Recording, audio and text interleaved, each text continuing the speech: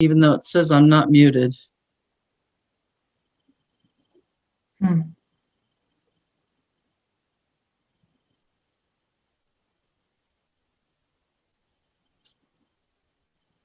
you hear us now, Malia?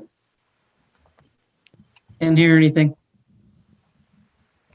We can hear you. Try shoot. turning up your.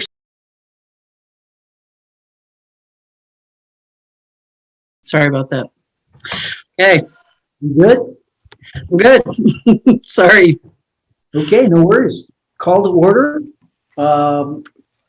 Gold Hill City Council, February 1st, 2021. This meeting is now called to order. Roll call, please. Mayor Studebaker, Here. Councilor Bescheid, Here. Councilor Hinckley, Here. Councilor Rigney, Here. Councilor Palmer, Here. Councilor Wilson. Here. We have a quorum. Excellent. Okay, Pledge of Allegiance, virtual. Here we go.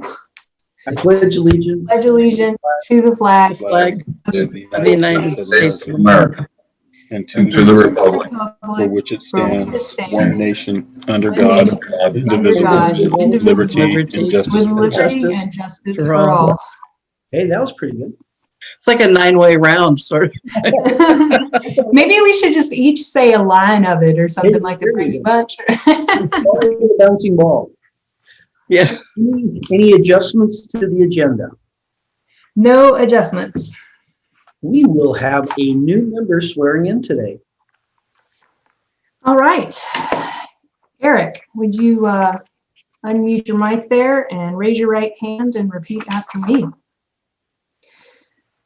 I, Eric Ginaw, I, Eric Gino, solemnly swear that I will support and defend the Constitution of the United States of America, that I will support and defend the Constitution of the United States of America, the Constitution and laws of the State of Oregon, the Constitution and laws of the State of Oregon, the Charter and ordinances of the City of Gold Hill, the Charter and ordinances of the City of Gold Hill, and that I will faithfully discharge the duties of the position of City Councilor and I will faithfully discharge the duties of City Councilor for the City of Gold Hill, for the City of Gold Hill, to which I have been elected.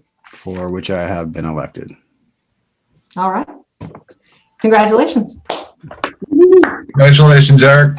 Thank you. And then we were full, 6 members. Public input.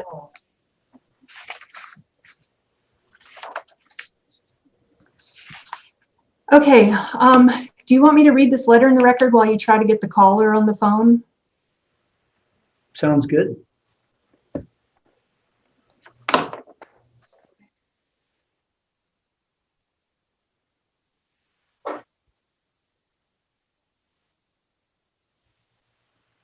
Oh,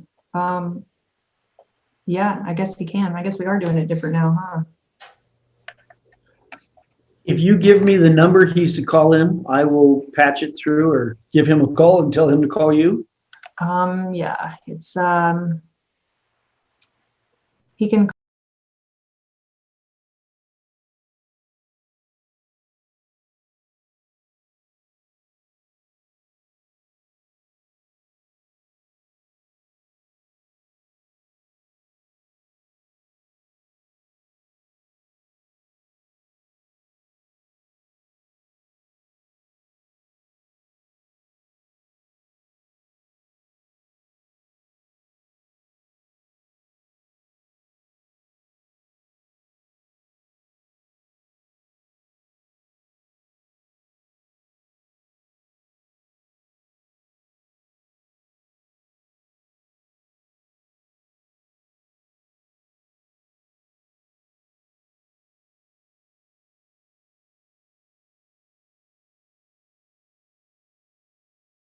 I didn't think that through.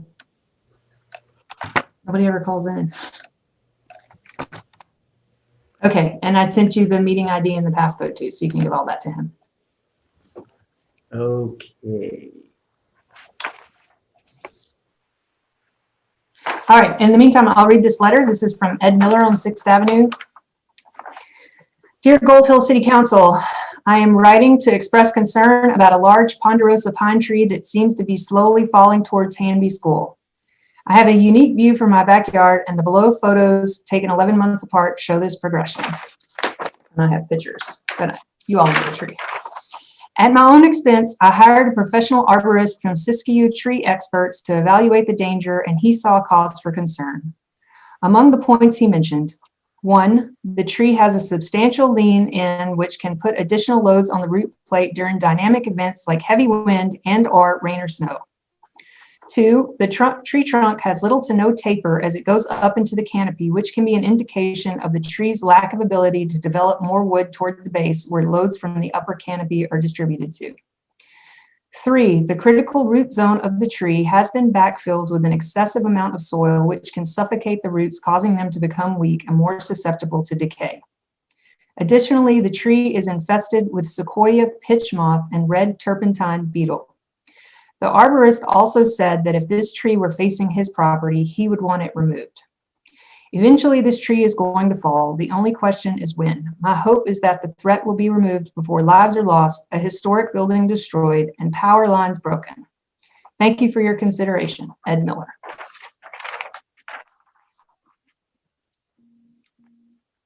I'd like to remind you all, because we haven't had public input in a while, that public input is not the place for discussion about that. I'm getting Richard on the line now. I'll be right back. Okay.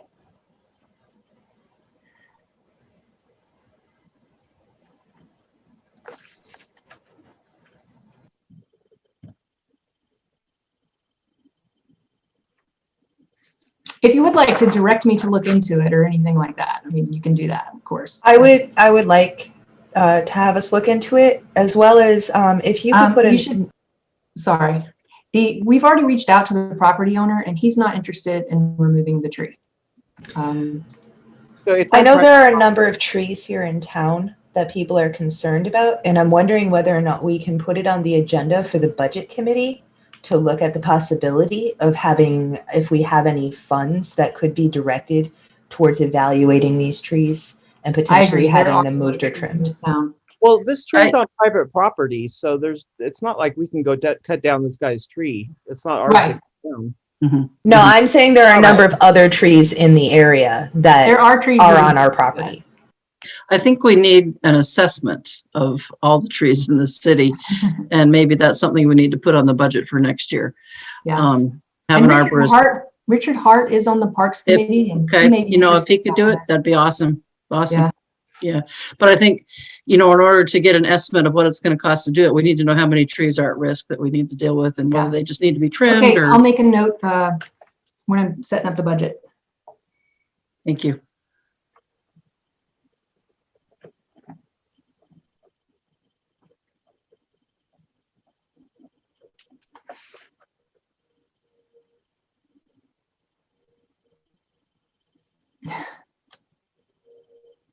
Sorry about that. So Richard Hart also wanted to make some comments on that particular tree. He doesn't know how to do Zoom, so if we don't mind, I would like to summarize what he just shared with me.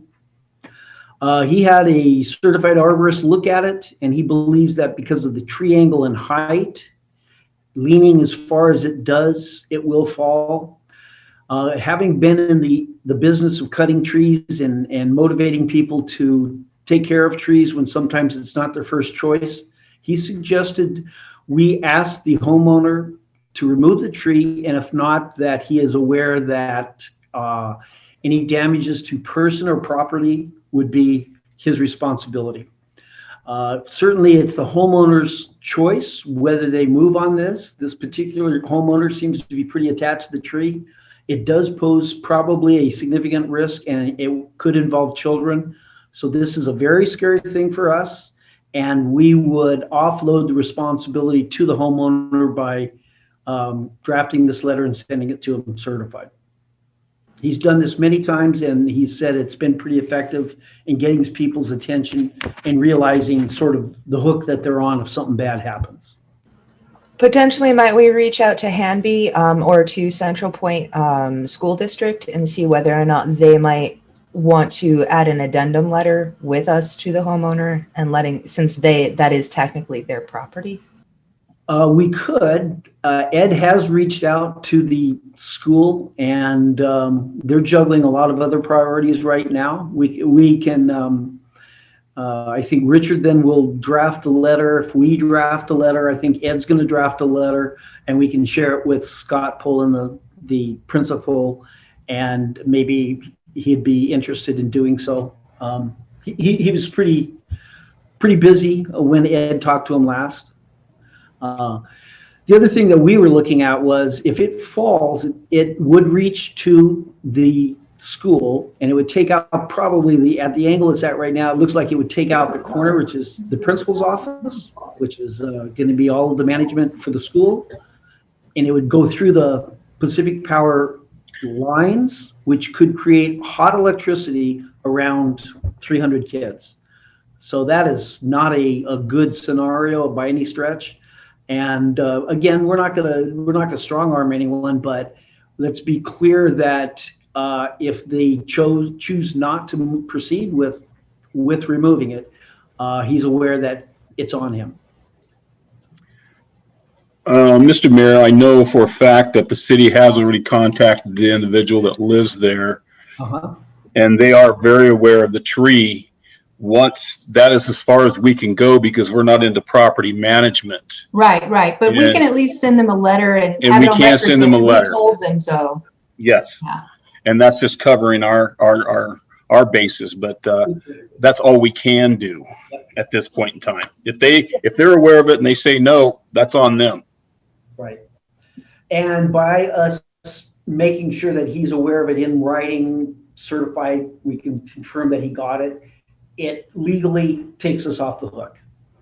And we don't want anything bad to happen to our old school and our children, but we also don't want the consequences of an accident like that. City manager, do we need? No, you've already directed me to work on this letter, so Awesome. Thank you. I'll get to work on it. Great. Is there any other public input? That was it. Okay. So council items. Item number 1, Committee for Citizens Input. Councilor Hinckley. So I know that we have discussed this before, but last week it was drawn to my attention that we actually have a title and chapter that specifically addresses the Committee for Citizen Involvement. I'll direct you to the attachment. I believe it's titled CCI. And if you look at, one second.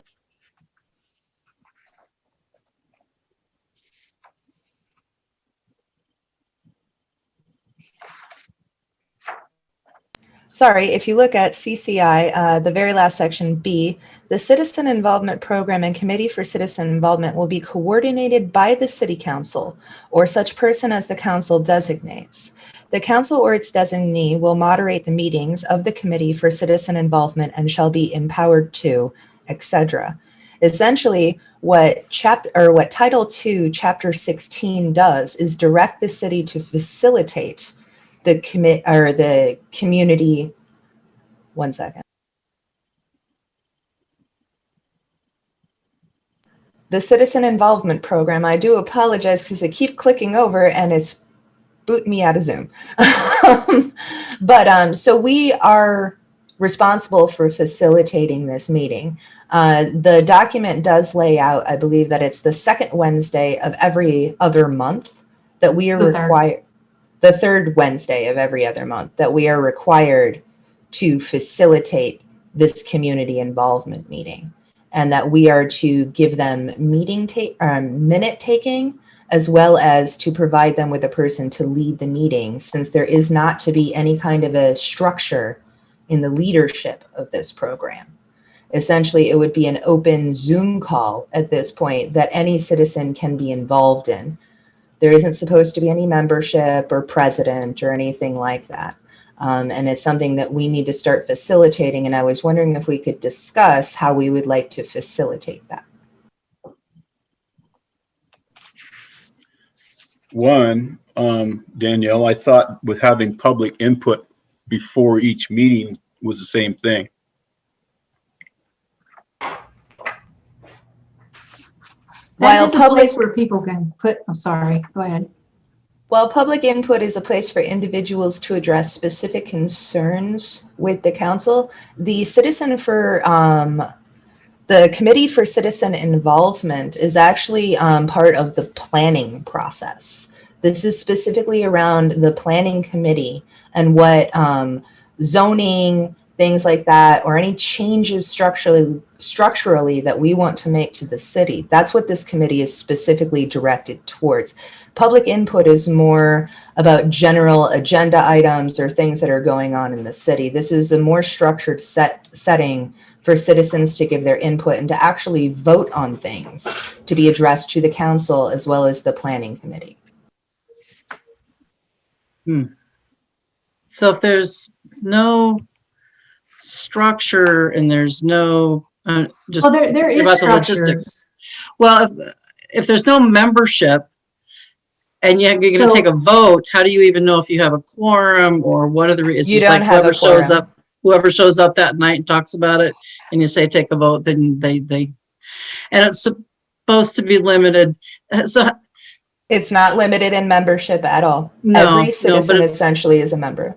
but it's limited to the topic of planning, right? Right. It's not limited to the topic of planning. That's, no. We're going to have, basically, we're supposed to have an agenda that is set forth, and anyone who wants to submit an item that will go on the agenda needs to do so 15 days before the set meeting time, and that will be put on the agenda. That is really the only limitation as far as topic, is that it needs to be put on the agenda. So if somebody wants to talk about the color of the grass in town, well, that can go on the agenda, Okay, provided they okay. submit it 15 days ahead of time. So it's not just about zoning or, No, there's a. But it doesn't is- replace the I can planning do that if you commission. want. No, it does not, but it is one of the original reasons why the Citizen Involvement Committee was put together, was for input into planning. When was this Yeah, put it's- together? 1980. Yeah. 40 years ago. Did it ever function? Anybody that's been around that long? Actually, it's why the Gold Hill soapbox on Facebook was originally created, was as an outlet for the Citizen Involvement Committee, but its purpose was lost and people started using it as a general posting forum. It's my understanding that in the previous administration, it was Chris Stanley and Deb West that were leading the Citizen Involvement Committee. So did you calculate the date that the next meeting should be? Yes, I did. One moment. I know you said it was February something, but I don't remember. Well, it'd be the third February Wednesday of this 17th. month. So the 17th. So 15 days to get things on the agenda would be tomorrow. So I suggest we start with the April meeting, We can do that, yes. collect agenda items before then. Or could we just start in March and skip April? Rather Uh, than, It's very specific about what months it happened. oh, it is, it- okay, it's Yeah, specified, it is. okay. Jessica, I'm wondering, just on a practical basis, we already have a committee right now that we're unable to get enough, a quorum of participation. Is there any way we could fold this, or what would be the process whereby we could fold this into the city We council? can't, Brad. This one's Okay. specifically spelled out in the Charter. code book. We can't hold it into anything. It is what it is. We'll have the next meeting on April 21st. If up to April 6th, anybody gives me an agenda item, I'll create an agenda for it. I mean, and that's all there is to it. And who will facilitate it?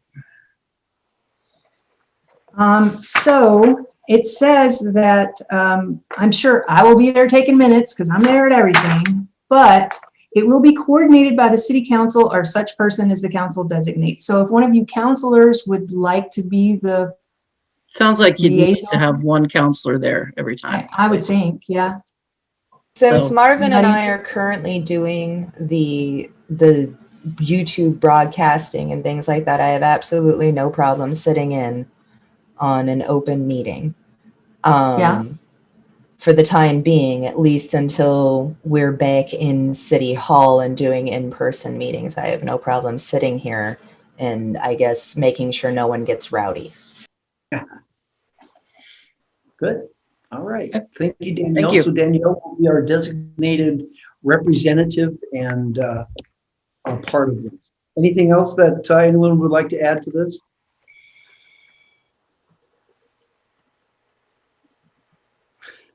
Hey, Bill, Okay. you Can you look hear? like you were talking. I can hear you now. Oh, okay. I just have, well, we can discuss this at affirmative. One question I did have about is 2.16050, line 3, is financial support within the city's procedural guidelines, budgetary allocations, and availability of funds. And that's under purpose and operation of the Citizens Involvement Committee.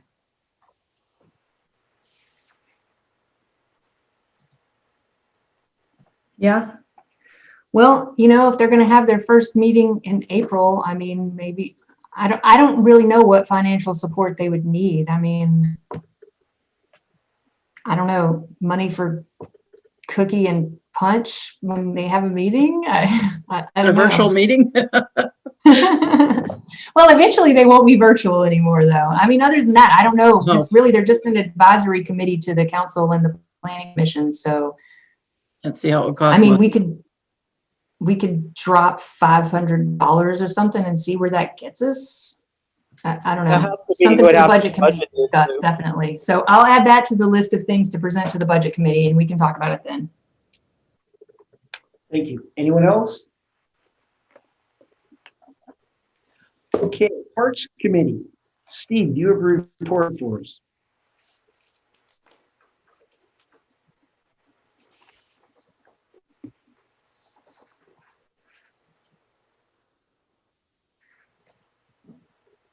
Talk about it then. Thank you. Anyone else? Okay, Parks Committee. Steve, do you have a report for us? Yeah. Oh, hi. I'm Steve Kiesling. I'm the chair of the Parks Committee. And just a first couple of updates. As you may have seen, there's the playground by the tennis court is being cleaned up. Anyone else? What's that? Steve, do you have the YouTube on? You might want to mute Steve, it. do you have a report? Yeah. Oh, hi. I'm Steve Kiesling. I'm the chair of the Parks Committee. And just a first couple of updates. As you may have seen, there's the playground by the tennis court has. Steve, can you turn off your YouTube?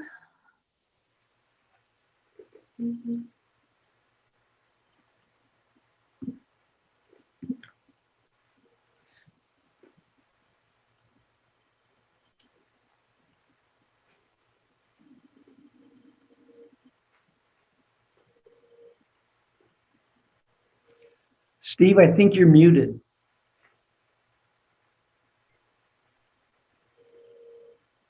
Okay. How's that? Oh, that's better. Can you hear me? Okay. Sorry about that. Yeah, I was watching on YouTube. Anyway, so as I said, the playground's been cleaned up. Richard Hart did a great job taking down the couple of dead trees that were hanging over the play structure and the swing set. And a few of us showed up and cut down a lot of blackberries, and Tony brought in a big load of bark that's going to go down. So that cleanup is ongoing, but it's looking really, really good. Also, talking about tennis court resurfacing, as you may have seen, the tennis courts have some cracks in them, and their Can-Do has some money, it's $4,000 in its account. And I guess Can-Do in the city originally built the tennis courts with a grant from the U.S. Tennis Association, and the Kellogg's are involved in that. And they're going to go looking for a grant to do some, to try and really do a nice job of resurfacing the tennis courts coming up and using that money that we already have. So that's something that may be happening. Another project, and I'm not sure, I can't remember who all is doing this, but there's talk of cleaning up in the library park playground, there's a fence around the old playground equipment and some interest in taking that out. So that's going to be coming before council. And if you guys could go look at that and think about, just so you know what's going on for when it comes up again, that would be helpful. The one action item from the Parks Commission that we voted unanimously to send to you guys is that Eugene Weir at the Freshwater Trust, who's been working at Lampman Park, has agreed to put in a gate at the downstream end of the parking lot. I'm sorry. Anyway, a gate at the downstream end of the parking lot. And the idea of the gate is basically to close off the downstream end so that people don't go in there and dump garbage. So it's basically part of an effort to minimize the maintenance at Lampman. The gate will cost $2,700 and the Freshwater Trust will pay for that. But for them to do that, the city has to agree to sometime in the next year, put in either boulders or logs or something around that gate to, to help close off the area. That's something we've done before at the same park. I mean, this is not new. It's just the city has to do that agree to do that within the next year. And seems like a good idea. It seems like a good idea to the Parks Commission, and we hope you guys will agree to do it. So that's our one action item that we hope you'll vote on tonight.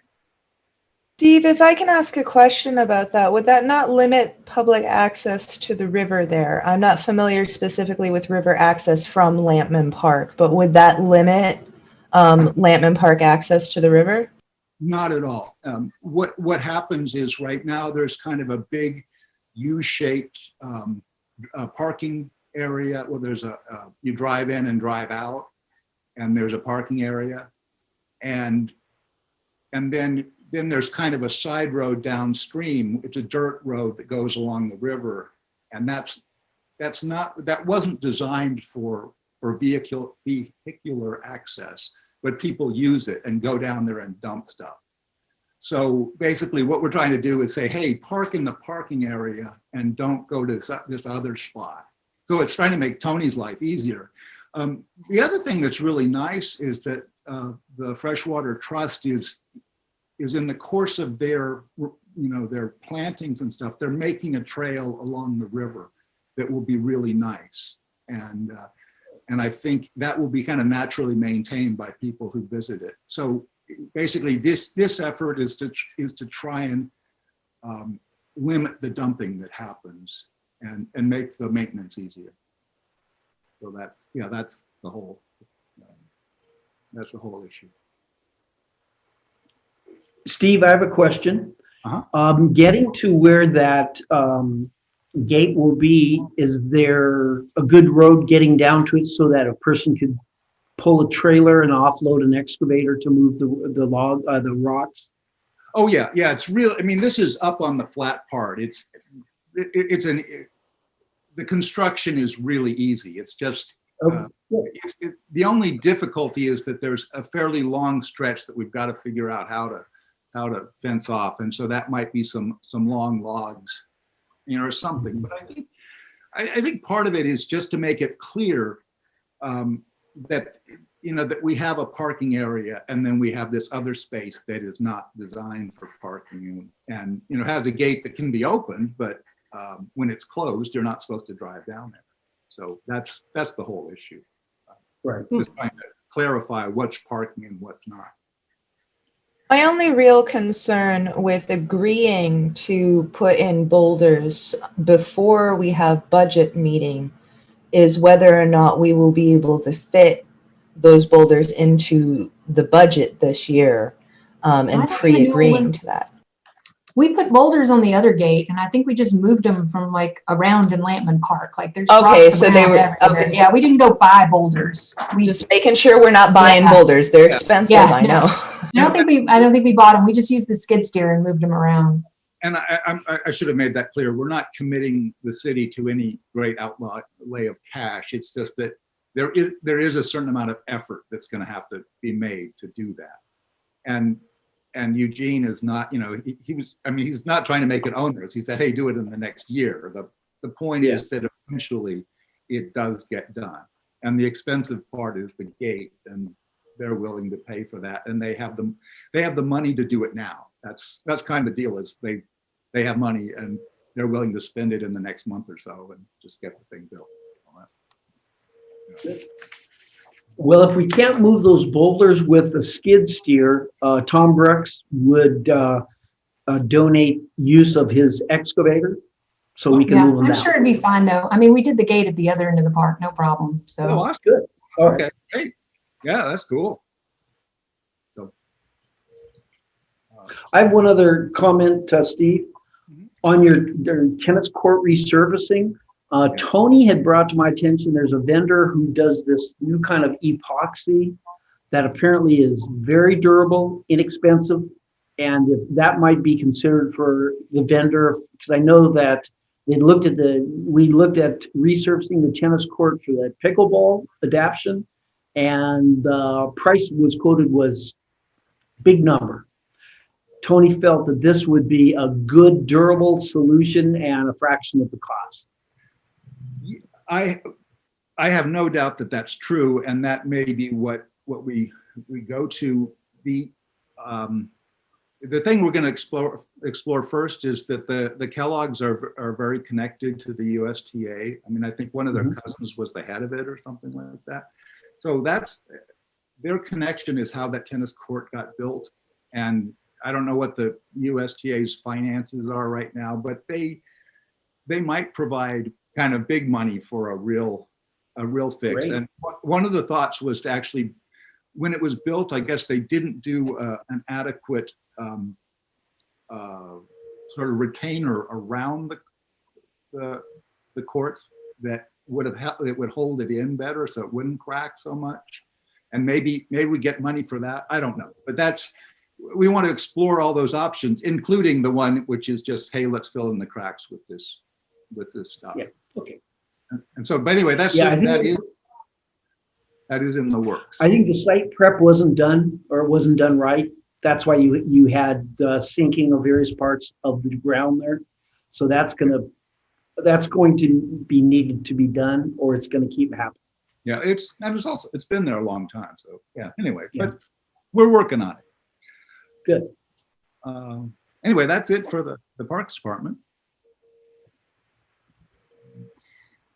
So I don't need an actual resolution or anything, but I mean, I guess we can take a vote if you guys want to give the Freshwater Trust permission to install this gate.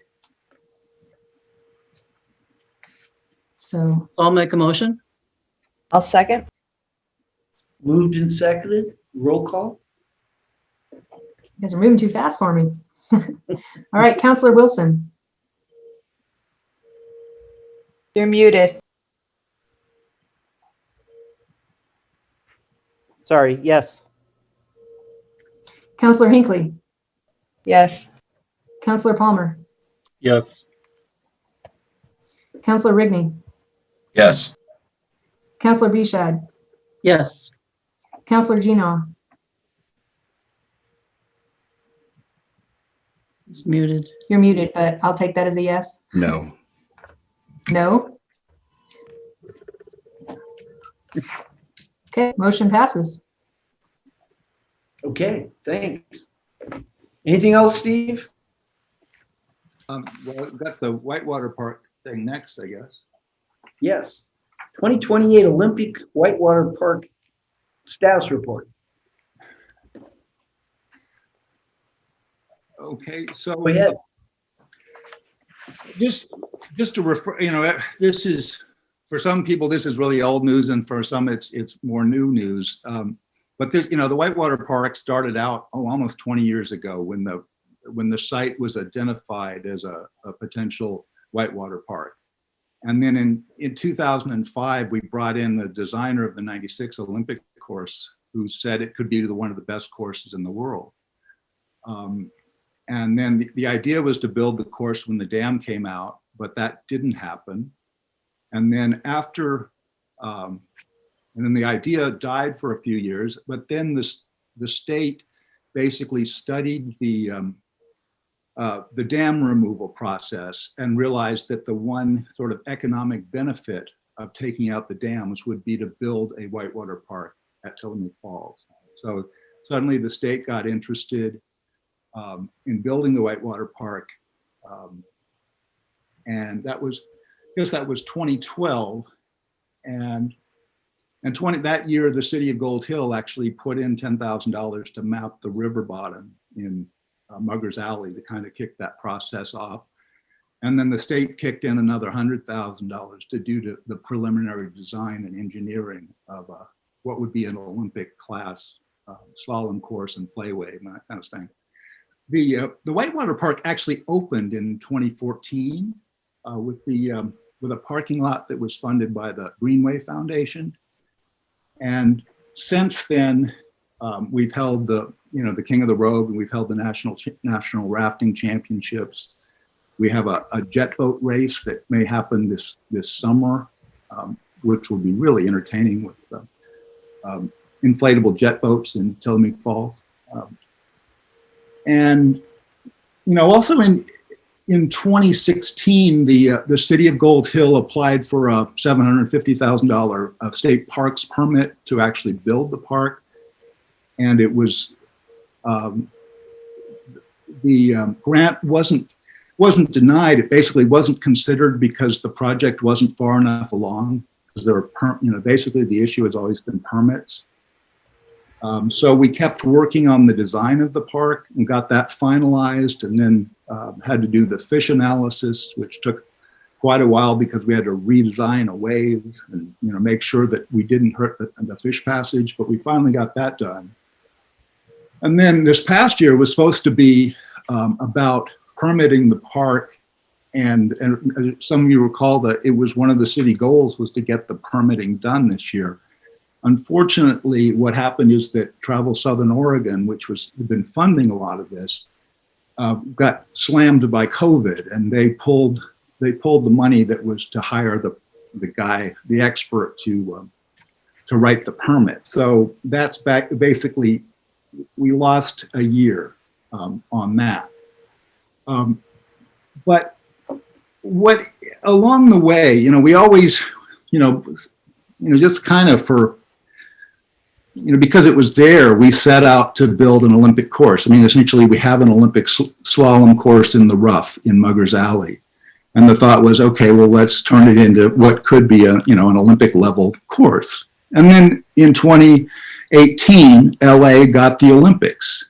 And LA, as you know, doesn't have much any whitewater. And they have the option of building an artificial course. The last one, the one built for Tokyo, I think was $60 million. The one for Brazil was 45. Anyway, LA has the choice of building, spending that kind of money on a park, or Gold Hill has already, decided to, to build a Olympic level course in Muggers Alley, and it's designed by the guy who designed the only other in-river Olympic course that's ever been done, which is 1996. So anyway, that got the state interested in potentially pitching Gold Hill as an Olympic venue. And so there was a letter that was drafted a year ago, which again got lost in the COVID. And so that never went out, but the idea remains out there. Is Gold Hill interested? Well, the state is actually interested in pitching Gold Hill as an Olympic venue, but now the question is Gold Hill interested in that? And we've had a lot of discussion, public meetings, et cetera, about what it would look like. And I think, essentially what happens on the Ocoee River, which is the only other model of this, is that you have a site that looks just like our site. And for about a week, you have 7,000 spectators who come get bussed in. And you have a couple hundred athletes from around the world, and that you have a competition. And then it all goes away, except that you have a museum there. And a lot of people come to the museum, but basically the site looks like it always did.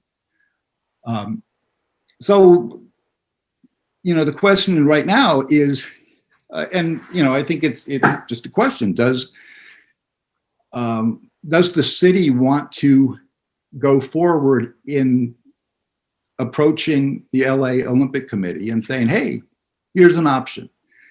And, you know, is this option likely? Well, the simple answer is no, because there's a lot of, you know, there's a lot of interest in LA probably to build, you know, to spend 60 or 100 million bucks to build something like that.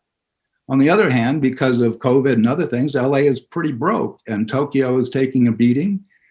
And the fact that Oregon will pay for an Olympic course and pay for an Olympic event, the first in Oregon, might actually fly with the LAOC. And, you know, what that would, you know, and even the thing is, even if LA eventually says no, when we're applying for grants, whether it's a grant for downtown, whether it's grants for bathrooms in the park, whether it's grant for anything, if we can say in all honesty that we're in the midst of preparing this town to host the Olympics in 8 years, that's a big deal. It gets you a lot of money. And if we do host the Olympics for a week, we'll have a big crowd. You know, the people will stay in, you know, in Medford or Ashland. At the Ocoee, the Olympic site was 40 minutes away. I mean, the Olympic Village was 40 minutes away, which would be SOU. And the people were all bussed in because there's no parking at the Ocoee site. But after that, our site would be famous. Our town would be famous. And if you actually stop and think about it, for many thousands of years, Tillamook Falls was famous. It was the largest native gathering spot in Southern Oregon. And for quite a number of decades, it ran the largest industry, the Ideal Cement Company, which essentially built Gold Hill. So there was a long precedent for having that river be the economic driver for the city that goes back thousands of years and decades as well. So it's not a new idea. But the question is, are we, you know, do we want to play? Do we want to take a chance? Do we want to dream big or not? And that's ultimately, I think at some point the city's got to vote on it. And so that's where we are.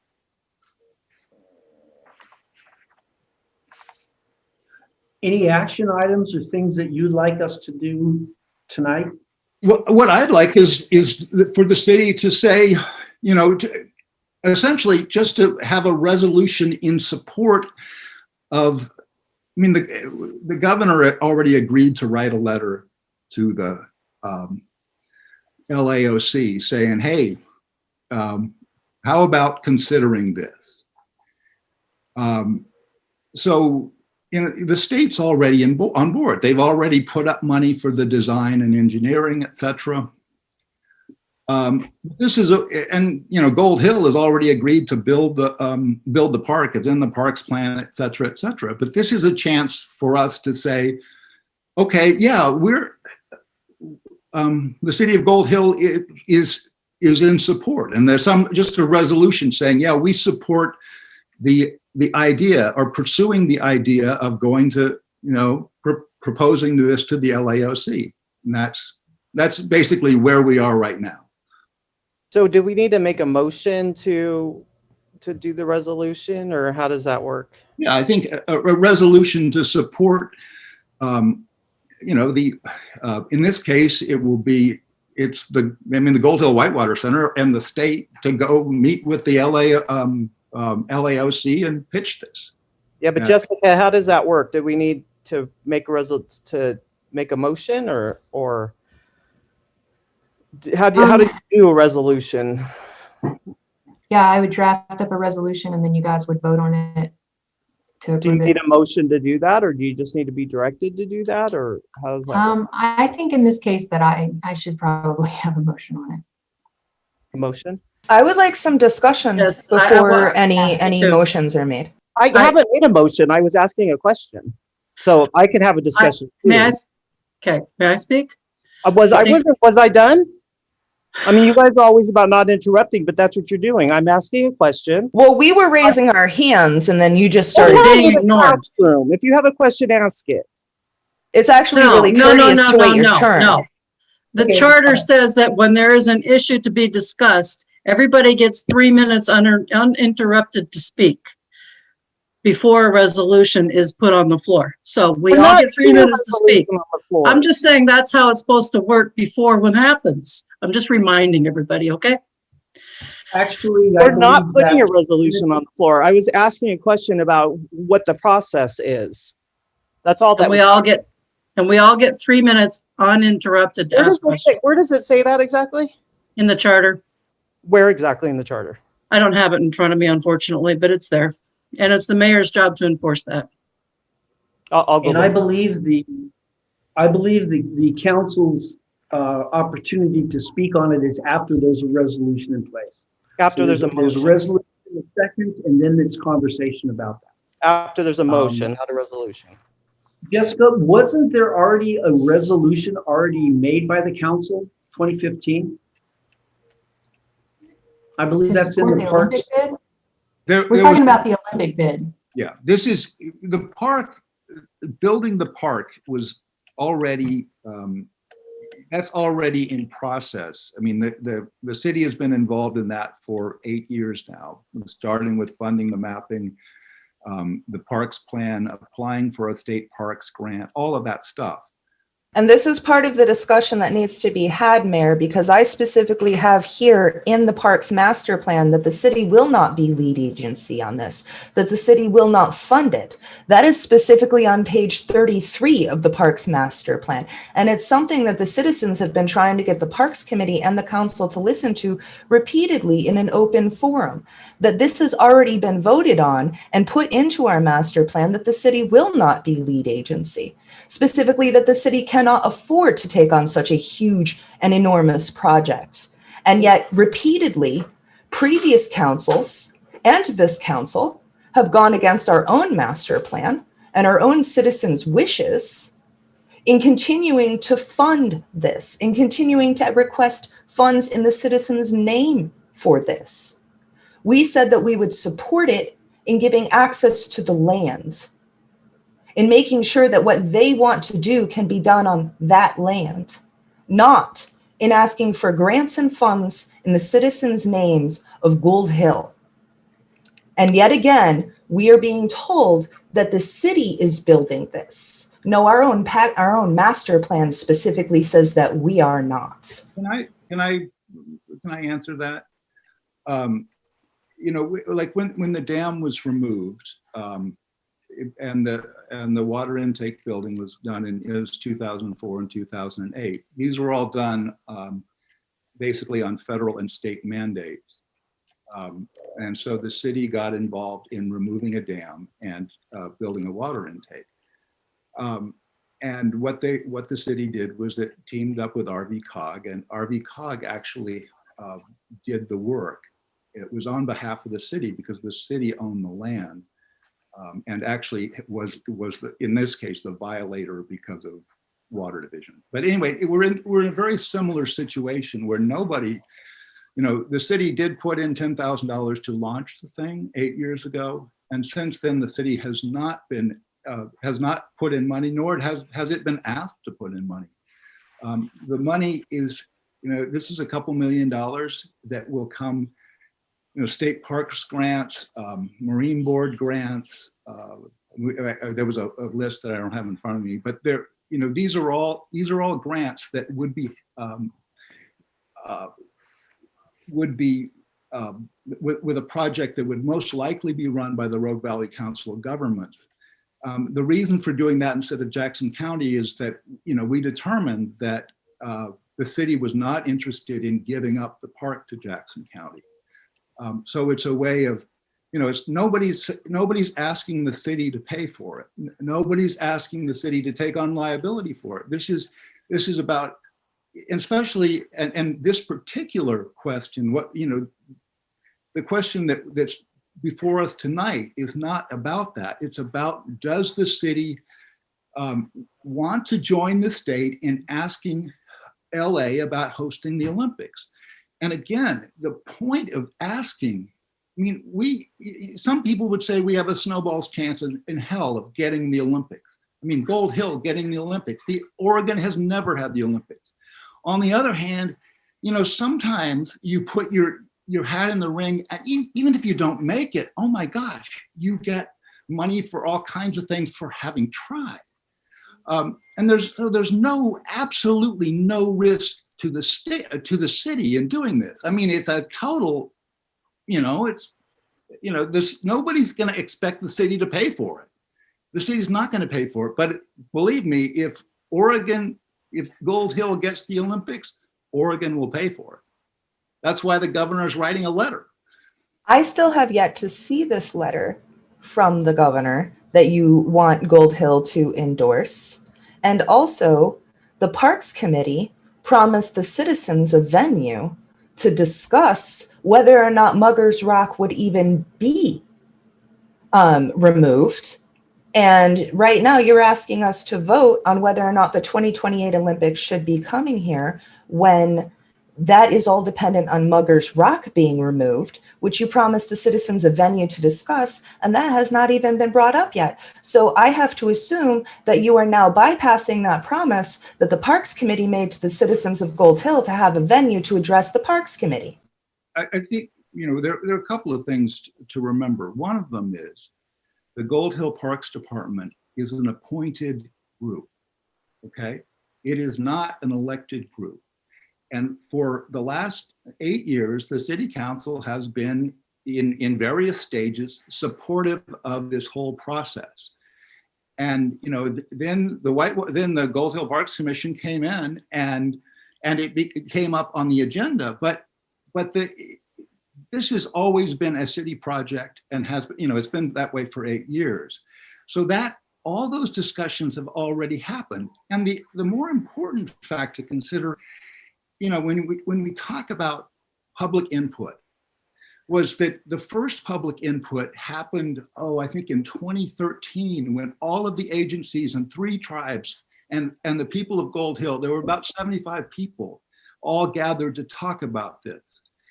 And when the permitting process starts, believe me, there will be, this is the Army Corps of Engineers, it's NOAA Fisheries, it's all of the agencies. And part of that process involves public hearings, and so there has always been, and will continue to be, enormous amounts of public input in this. When this project started, it was a much bigger deal. Now, a much bigger area. It has shrunk because of, basically because to minimize,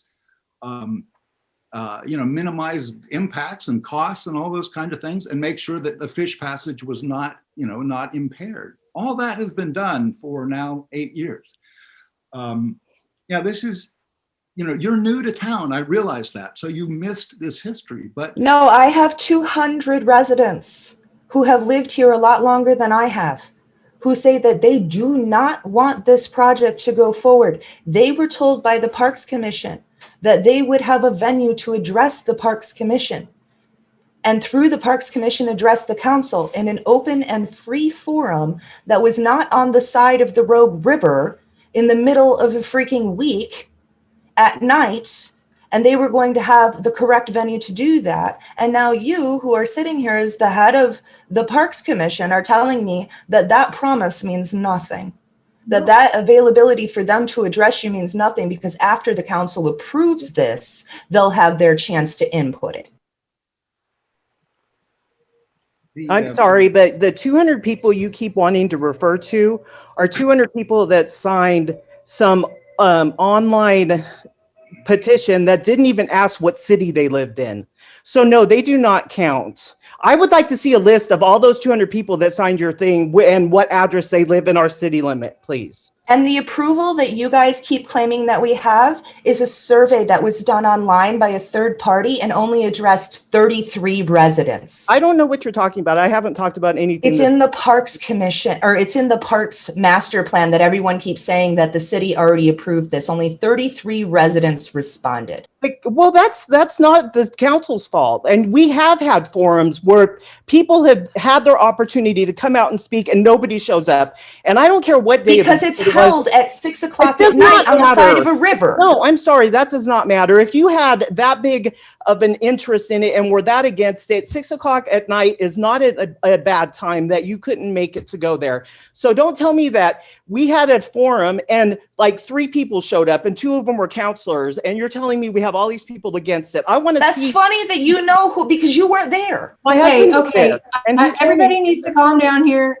All right, it's pretty obvious. We're not going to get anywhere on this tonight. I say we have the Parks Commission have their meeting and we can come back to this afterwards because the Parks Commission has promised yet another meeting to the people and they haven't had it yet. So let's let the Parks Commission have their meeting with the people and then we can come back to this again later because we're obviously not going to get anywhere tonight. There's no point in fighting about it. And when nobody shows up to this meeting, I don't want to hear about it anymore.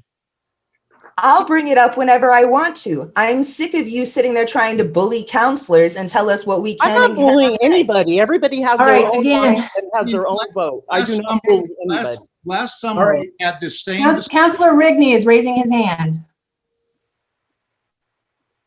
Yeah, Steve, the original question tonight was, if I'm not lost on ideology here, is are we gonna ask the governor to send that letter? Is that the ultimate question you want? Because the parks and all that, that's a done deal, was ratified by the city. I saw this. I don't know, but is that what the original question was? Yeah, and what the thing is, we had this discussion last summer, and the city council is the elected body, and what was decided is that there should be a public meeting.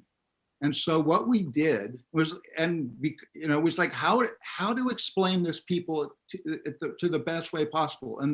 And what we learned when we had the big meeting with all of the agencies is the only way to explain it really is to go out to the site. And also with COVID, we couldn't be indoors. So at the city's recommendation, we had a very public, a publicly noted meeting, and we got the usual suspects to come. People don't, it's the same time as the city council, 6 o'clock. And went through the process that had been asked by the city council last fall on this very same question.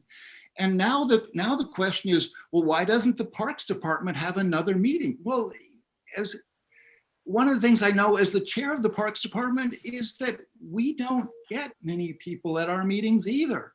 And at some point, the elected officials of the city of Gold Hill ought to make a decision, just like they made a decision to pay $12,000 to start this whole, $10,000 to start this thing, that when they voted on the parks plan to push it forward, when they voted on the state parks grant to fund it, all of these things that have done by the elected officials, and to push it off on the Parks Commission is just undemocratic and kind of it just seems to me a waste of time, but I will do it if that's what it takes.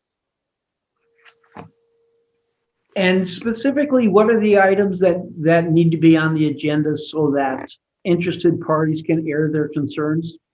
Well, as I said, Danielle? Specifically, what the citizens have requested is a forum that is not Please, agendized. No, that is not agendized. That does not have somebody presenting to them what this is. They want their opportunity to tell you what they do not want.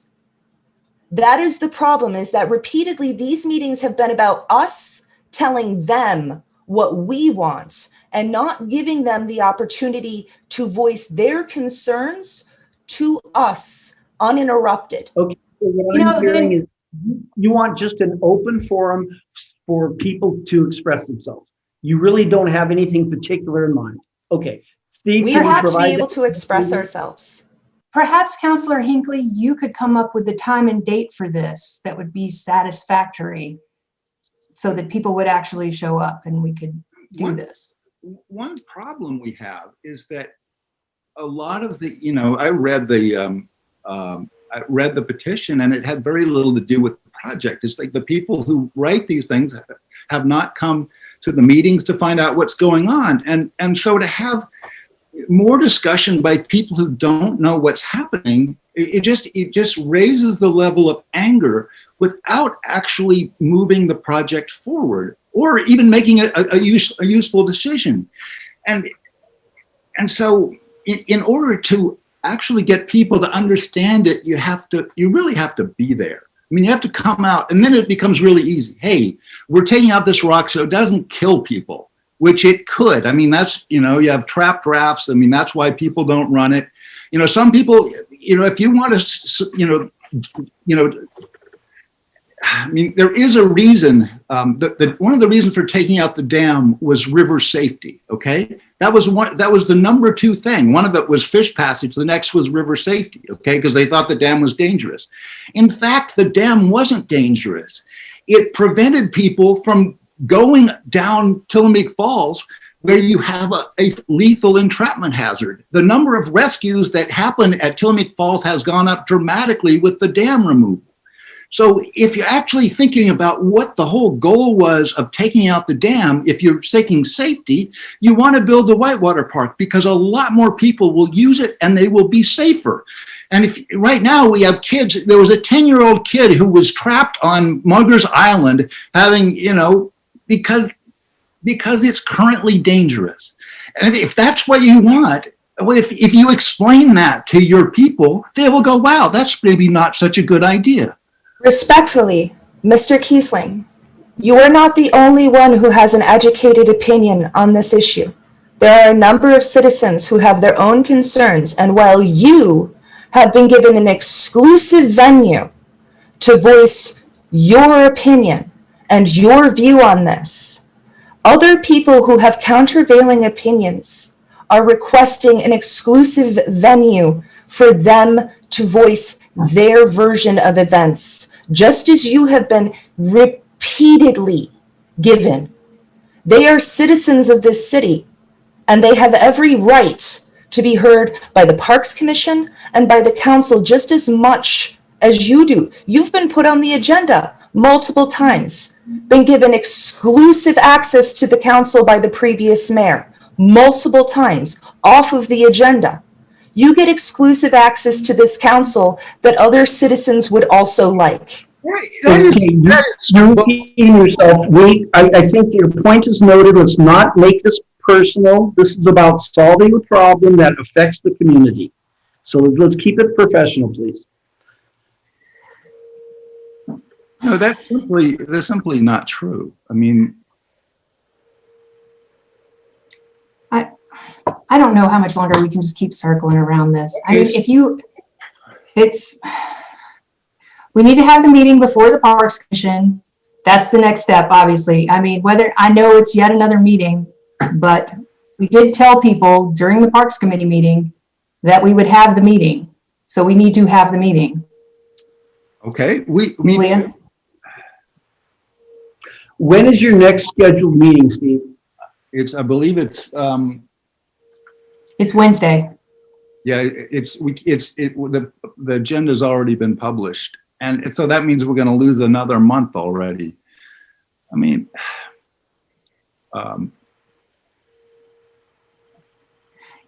This Whitewater meeting isn't part of the Parks Committee meeting. It could be anytime.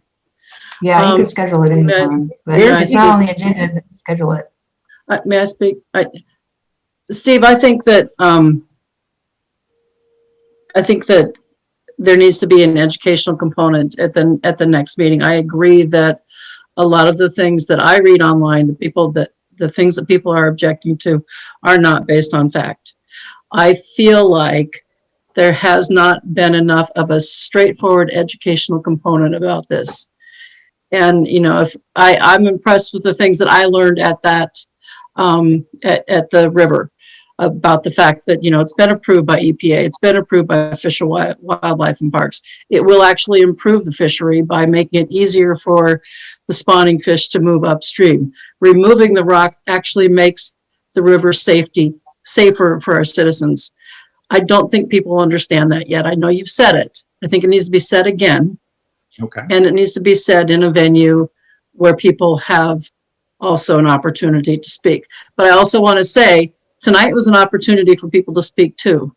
And nobody came forward. This is on the agenda. Nobody came forward from the public to speak about it. So I think there's a lot of people who are saying a lot of things that are not actually based in fact.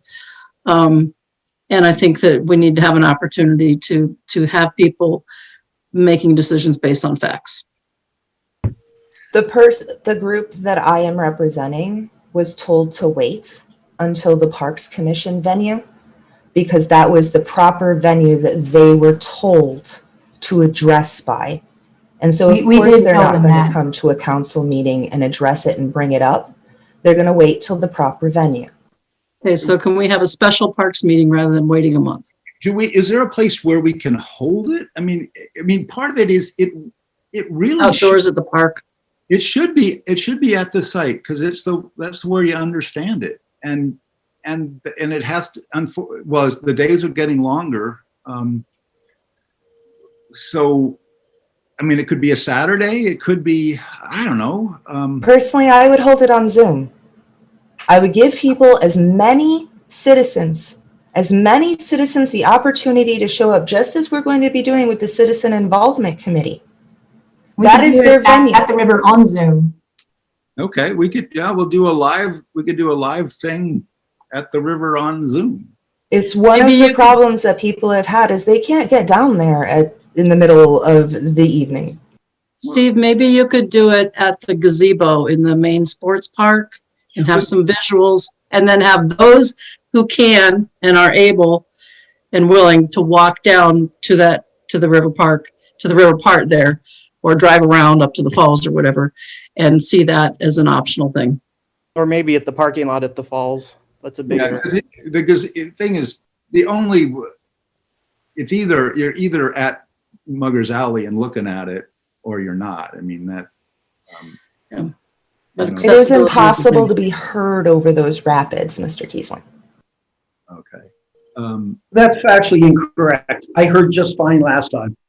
I So- was screaming last Okay. time.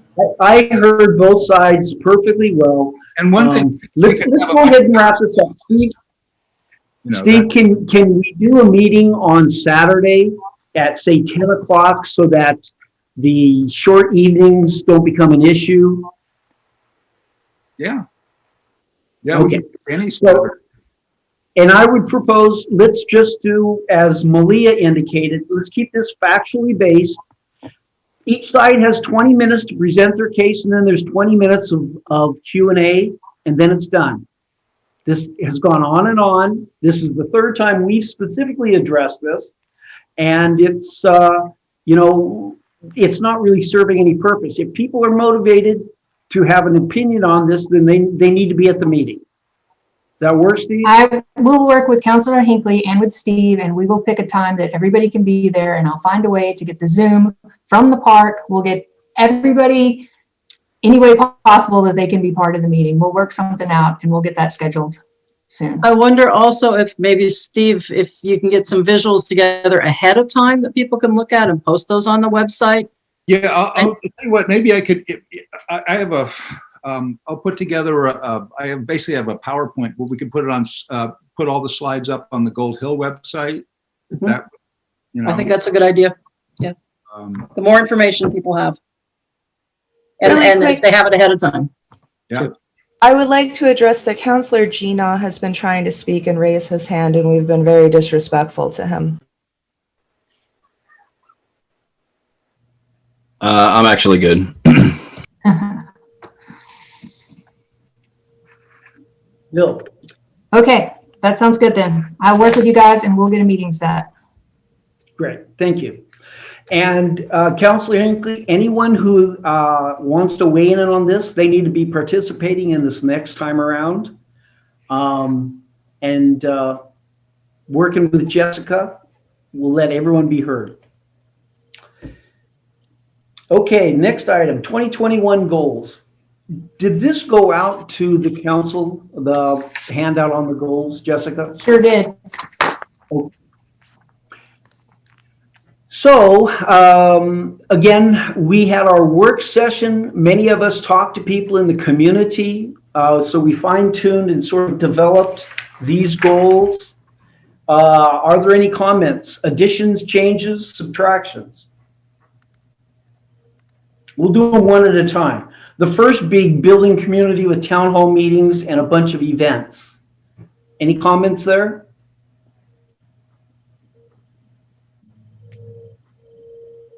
I'm looking for this, and Jessica, I'm not sure if you sent me that handout via my So I sent private. you all the newsletter in. Oh, the agenda newsletter. attachments, Okay. Because it's got all the goals in it. Yeah, so it's the file called newsletter.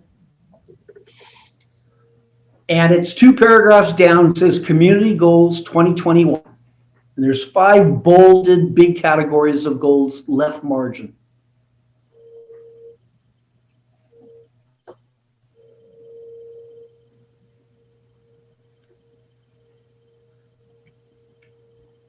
All right, I got it now.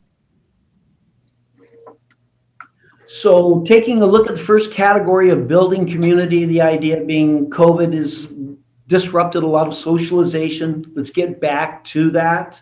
Utilizing town hall meetings so people have a chance to air their input as well as get update from council. And then there's 3 proposed events that are in various stages of the plan. Anyone have any additional events they'd like to happen this coming 11 months?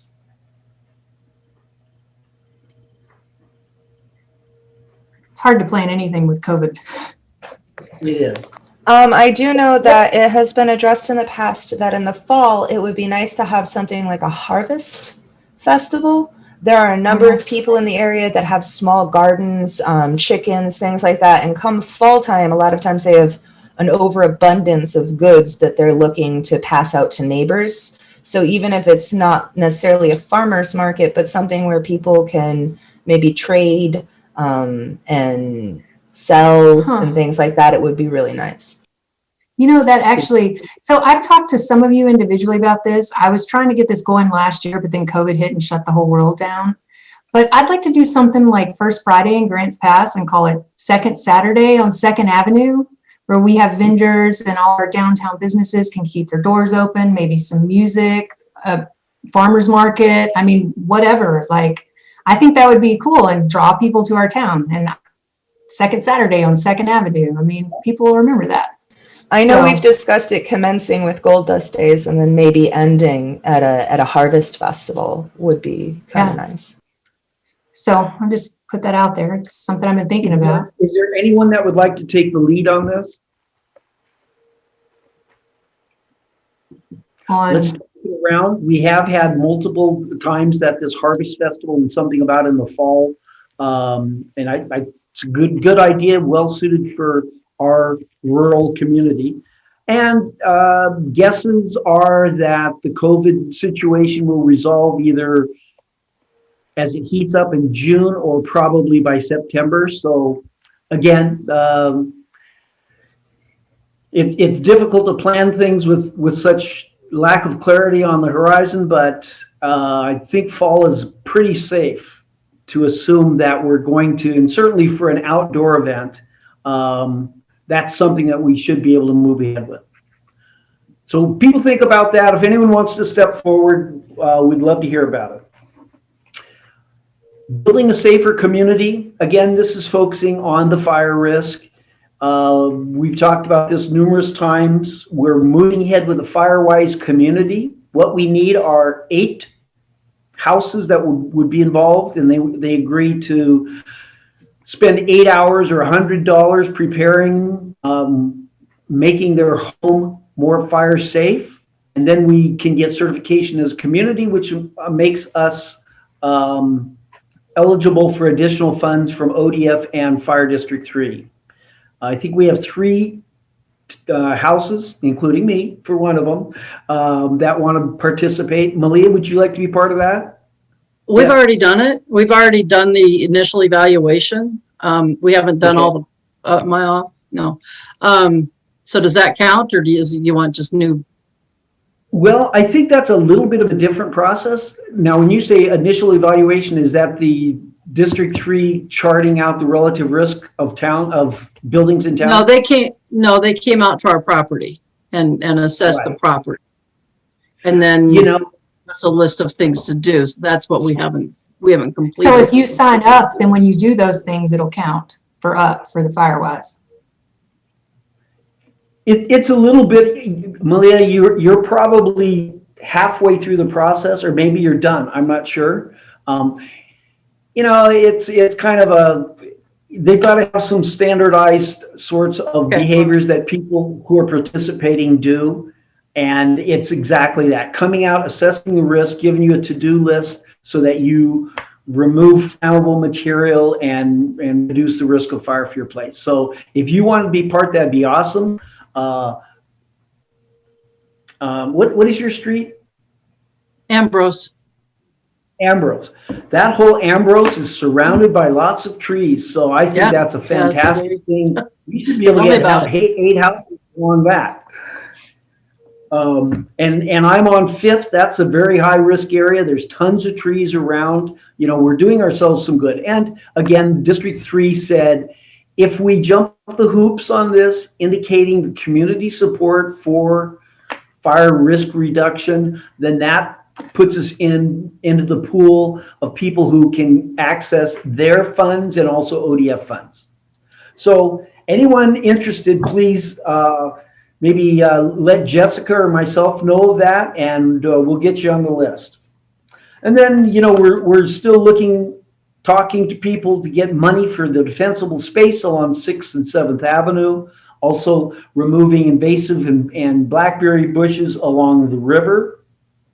We're also working on the village communication, some great ideas with the siren and the emergency broadcast system, the reader board evacuation plan. We spoke with a county commissioner today and brought those items up. And we've got a contact in Ashland who's done a lot of these things.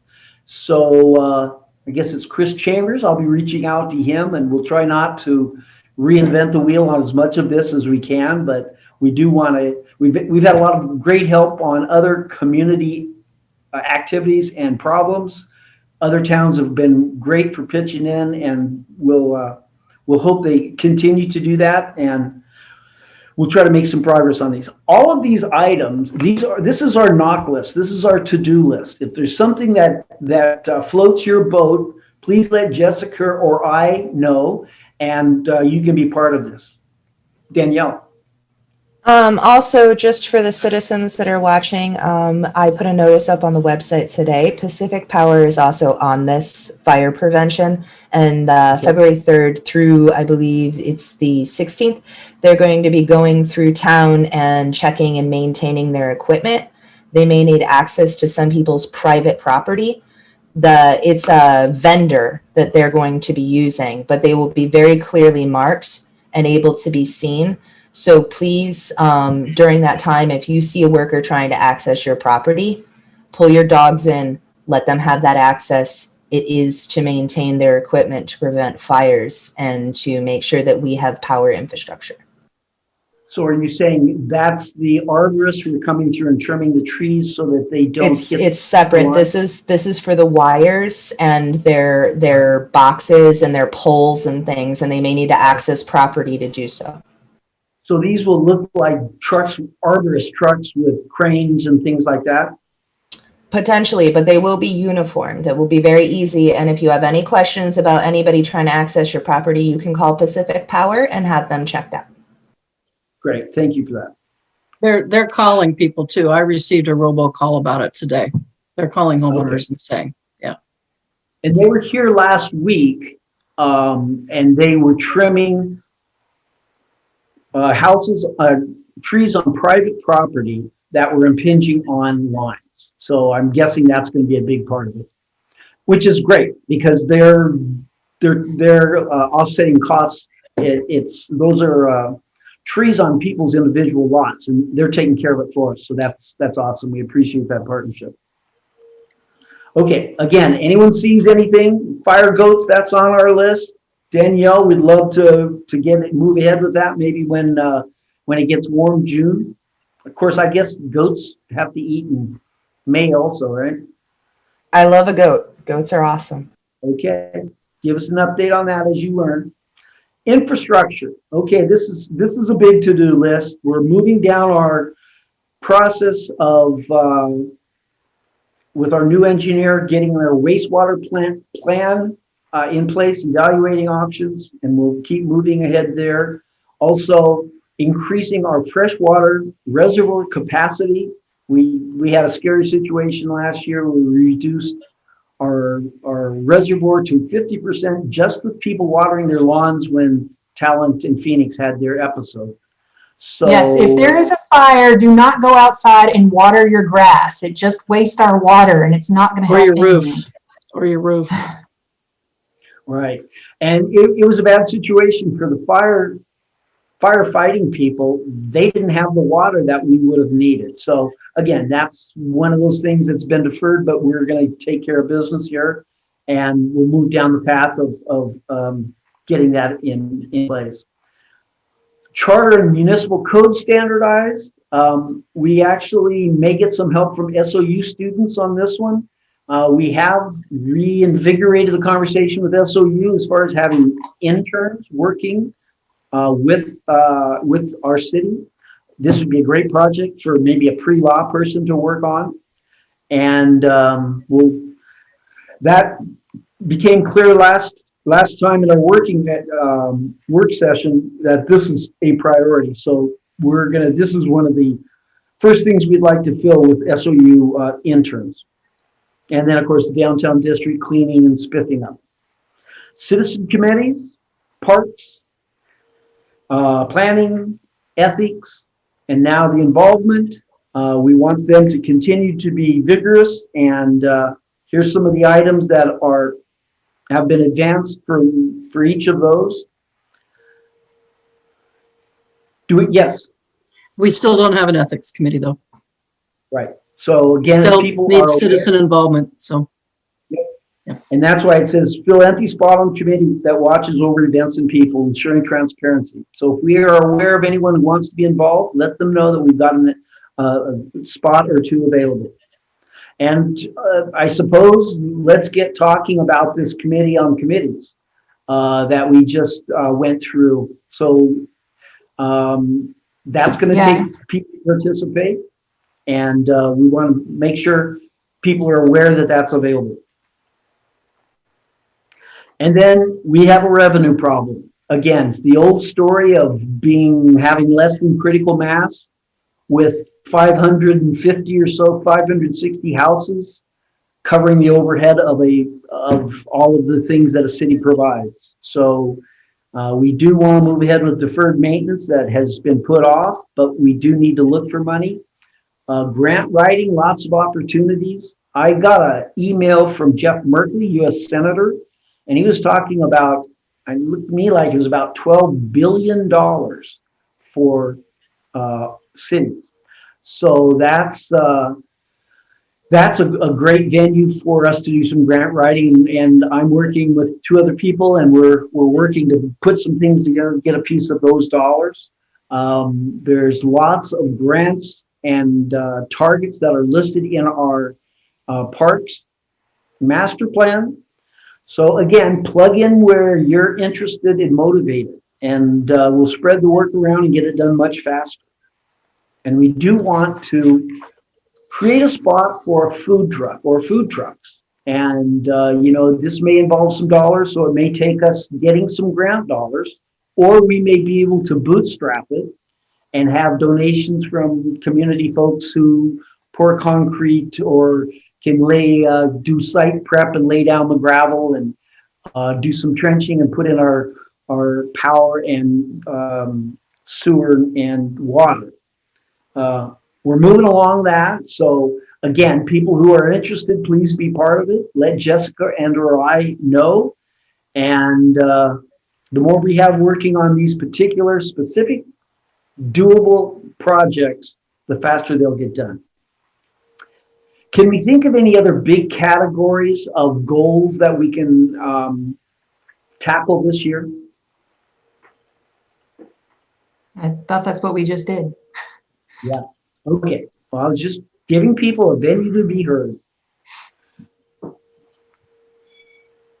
Ideas, please contact Jessica or myself. Anyone else? Okay, Jessica, are we on reports from councilmen? We are. Anyone like to give us an update on what you're doing or things you've heard from constituents or priorities we need to focus on?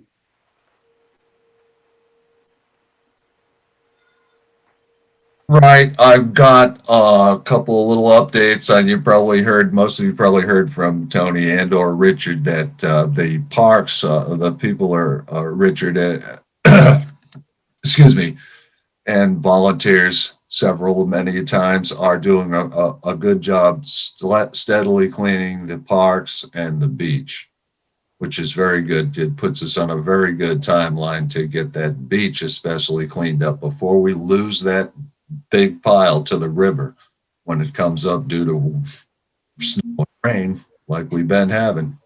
So that's looking very good as far as that goes. And Are there any dates or planned work days coming up?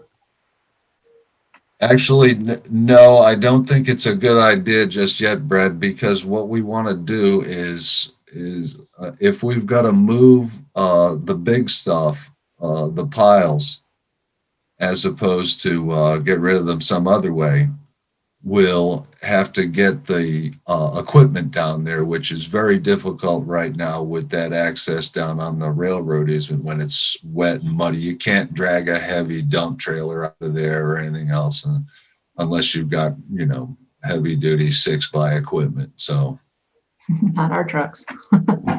Hey, Bill, when you're doing these events, can you email me the flyers that you guys are putting up on social media so that I can put them on the calendar for the city? Danielle, that's I'm not quarterbacking that. That's Richard Hart, the Friends of the Park. Okay. That's the best way to get the people in, and they are there, as well as Okay. the girl Carol and all that. Yeah. So Does that's Richard's email is on the city newsletter if you want to get a hold of him. yes. Yeah. He's available in so many ways, and he's always out there. So kudos to him, and of course the rest of our volunteers all the time, and all the good citizens of Gold Hill. Yeah. And I set my time back to the next customer.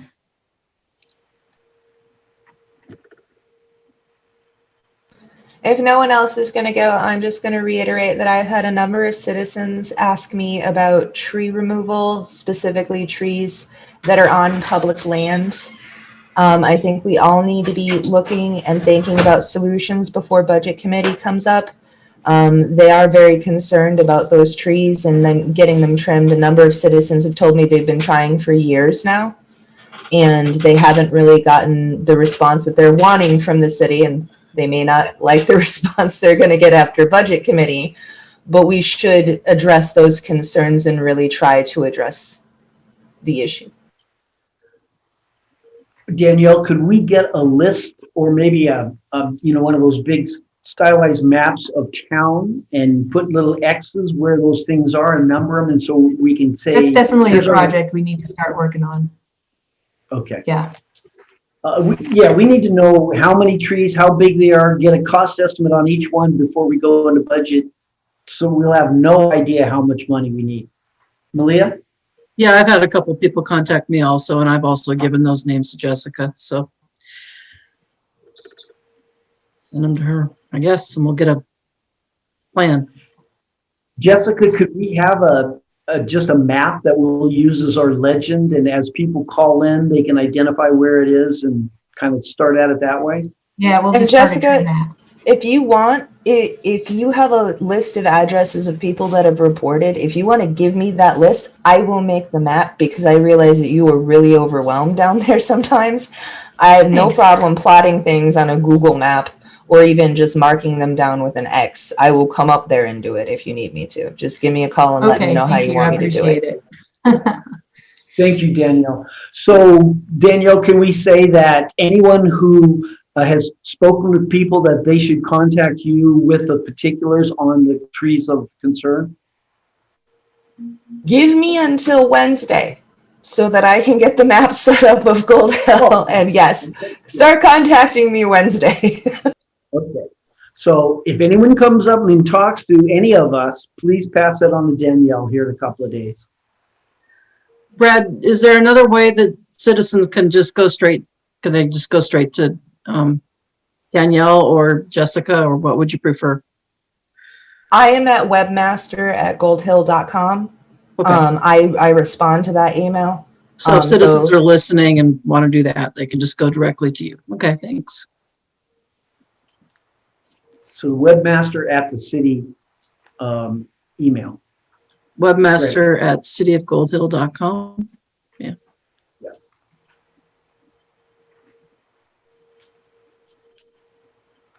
Anyone else? Okay, department reports. Yeah, you know, I don't have anything to report. It's been kind of quiet. It's great. Just keep You're still working on the working books. hard. You're still working hard on our new software update, right? How far along are we on that? On the what? On the software in backfilling the old inputs for the. Oh, yeah. So, yeah, I'm up to October now. And hey, we just started February, so I'm really close. And these last few months are going much faster because we've already been using the software and most of the data is already in there. I just have to review it and reconcile it. So I'm moving through it pretty quick. I'm excited. I'm almost done. And I think that would ever happen. We know this has supplanted a lot of other things that you've been trying to work on, so we appreciate you. It's hard to do anything when I can't run a report and tell you how much money we have in the budget, you know? So look forward to getting budget reports. That'd be awesome. I know that's very nerdy of me, but I am super excited about it. It's not nerdy. I've wanted budget reports for 2 years. Yeah. Okay, good of the order. Any inputs on that category? I'd like to say congratulations to our new councilman. And Yes. good luck Congratulations, in the Garrett. future with us. And it's been going pretty good so far. Thank you very much. Yes, Yeah. Eric, we're not always as contentious as this, and welcome. We're happy to have a full team. You can see there's a lot that we're trying to do, and 6 is better than 5. Oh, before we go, I did have the next council meeting. Oh, that's why it says that. I don't really have much of an agenda, so I'm going to assume we're not going to have one until the first Monday in March. But if things come up between now and then, I will schedule one. Monday the 15th is actually a holiday. So if we are going to have one, it will be on Tuesday the 16th. But as of right now, we will not have one until March 1st. Before I forget, Jessica, are we having a planning commission meeting this month? That was not on the newsletter. Right. I don't know when we're going to have that one. They normally have been having them the last Tuesday of the month, but we didn't have anything on the agenda last week, so we didn't have a meeting.